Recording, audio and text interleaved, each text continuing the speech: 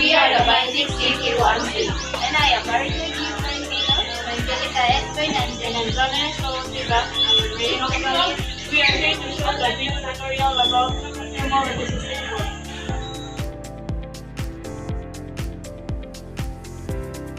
Step 1. We turn on the system unit to see and check the monitor if it's functioning. Next, refresh the PC unit. After that, shut down the PC.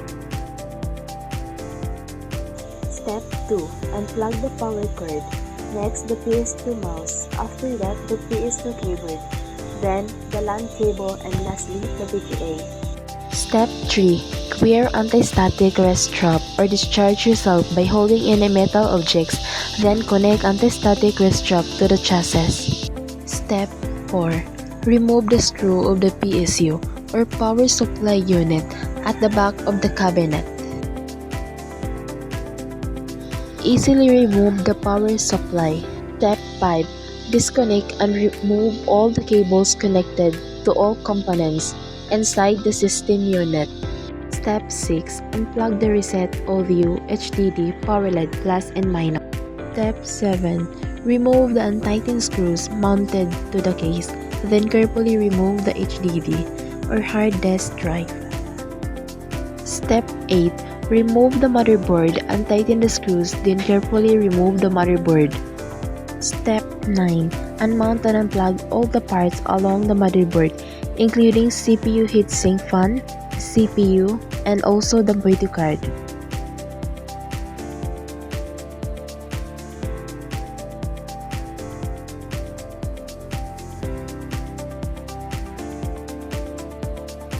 Step 1. Mount all the parts along the motherboard, including video card, CPU, CPU heatsink fan. Step 2. Install the motherboard, tighten the screws mounted to the case. Step 3. Connect all the components like reset, HDD, power LED, plus and minus, also audio.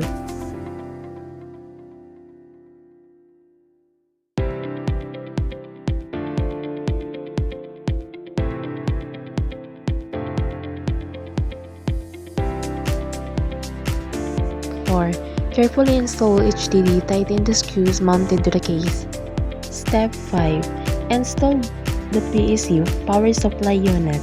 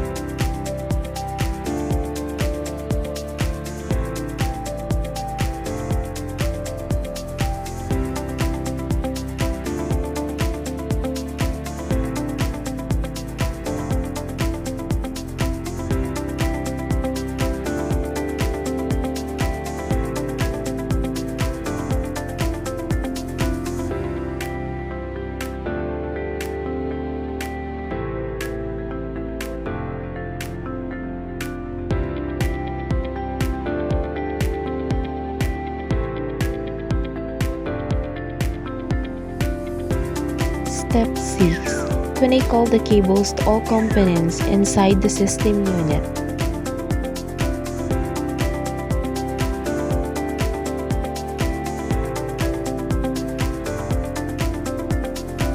Step 7.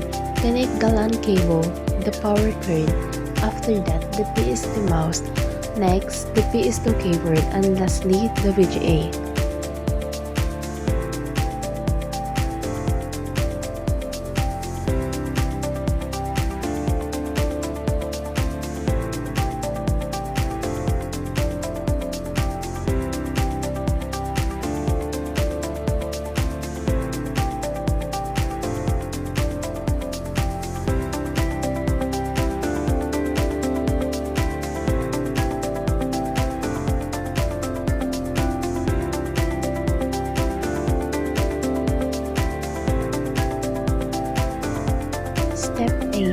test the system unit if it's working well.